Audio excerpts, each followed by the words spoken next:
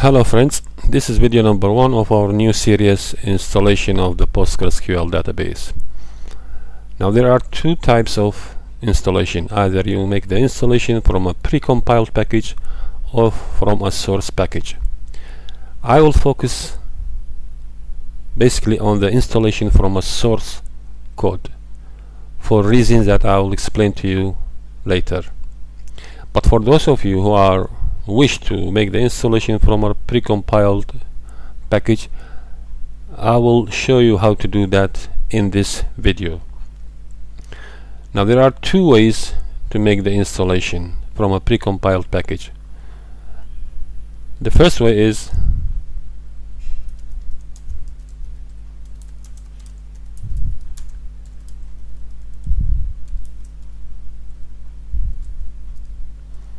here you have to mention the version, the current version.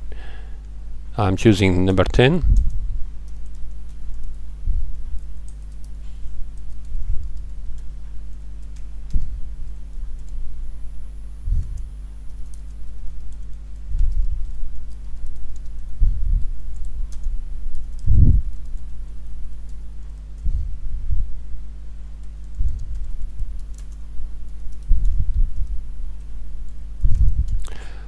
Now this is the line of code. When you enter it and you press enter, there is something called the package manager. This package manager will be used with the precompiled packages, and this package manager will take care of the entire installation process. And also, if there will be any updates for this package in the future, the package manager also will handle the updates. Even it can make the removal of the package from your system. So once you hit enter, after you writing this line of code, the package manager will handle the entire installation process, and then it will create you a default user by the name of Postgres, and this Postgres default user, you can use it later on to create other users and other databases. This is the first way to install the Postgresql database server on your Ubuntu server. There is another way I will show to you how you can, which can give you the same result, exactly the same, using task cell.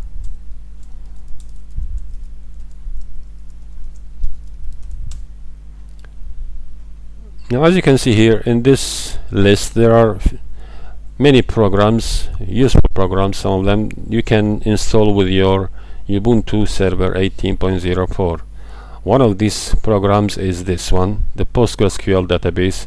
If you check this box and you hit OK, then the package manager will start the installation of the Postgresql database on your Ubuntu server, and the final result will be exactly the same one as we used with the previous line of code.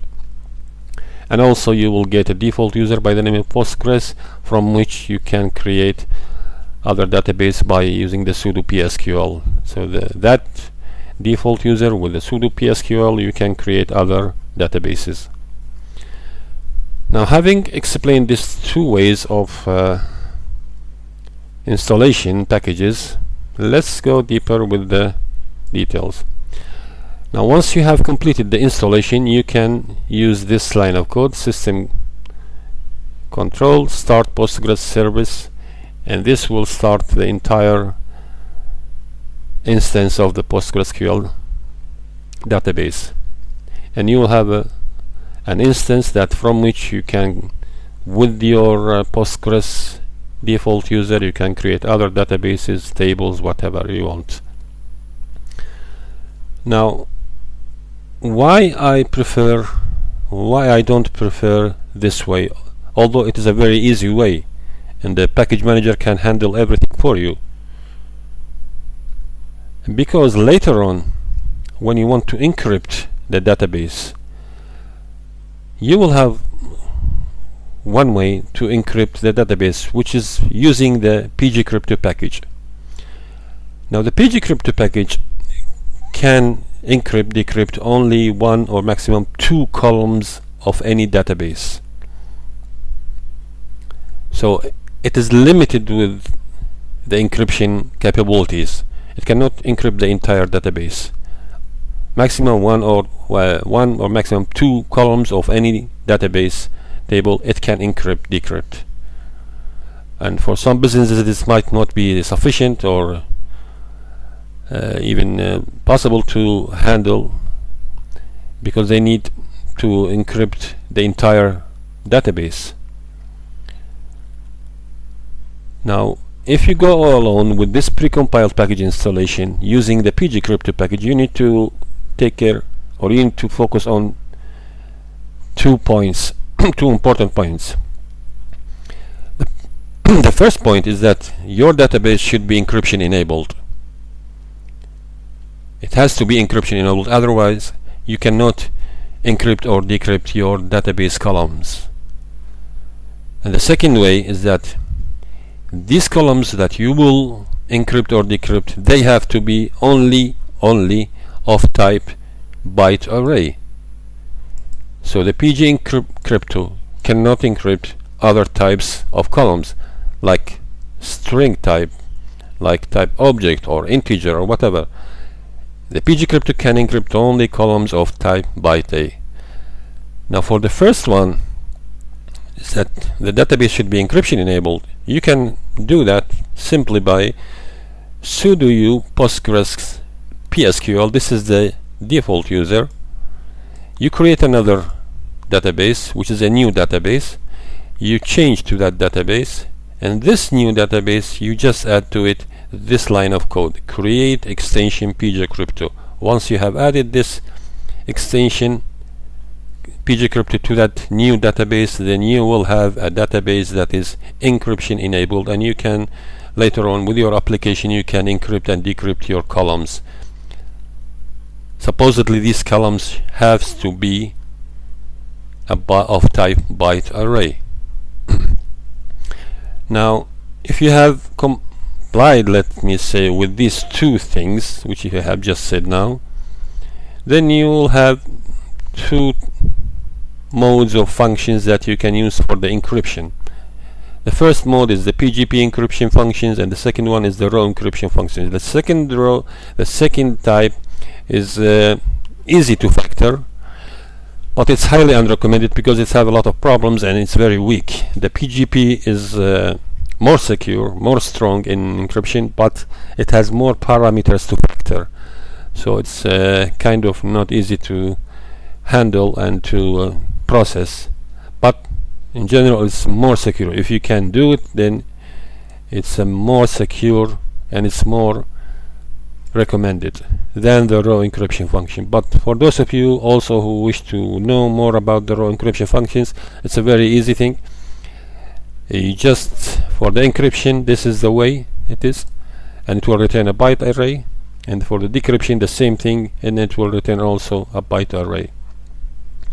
Now this data means the column that the data that you want to encrypt or decrypt, and the key is that the user key. You have to select a key which will be considered as a cipher key, and also it should be a byte array. You have to change it to make it a byte array, and here the type is called text. This type consists of three parameters: the algorithm, the mode, and the pad. The algorithm, you can use two algorithms, either Blowfish or AES, which is either 128-bit, 192-bit, or 256-bit. And the mode is either CBC or ECB. I believe you might have a good, or at least some idea about the modes of the encryption. And there is the pad, the padding, whether the pad is like an 8-byte. If it's the entire byte you will encrypt, or there will be some bytes which are not encrypted. I believe also the padding, which is called the padding, you have some idea about it. And there are two types of padding which you can use in here.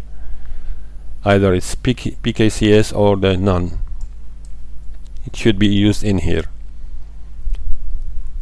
Now in your application, now we're talking about in your application, if you want to encrypt and decrypt any column, you can apply these lines for the encryption or this line for the decryption. And let's suppose that you want to insert or update one column. So let's say insert into some table, column 1 and column 2. Column 1 is an integer with a value 1. Column 2 is the one that you want to encrypt. You use this encrypt. This is the value that you want to encrypt, which is in some column, and it has to be in a byte array, and then the key which you have to select and you enter it, and also it's in a byte array.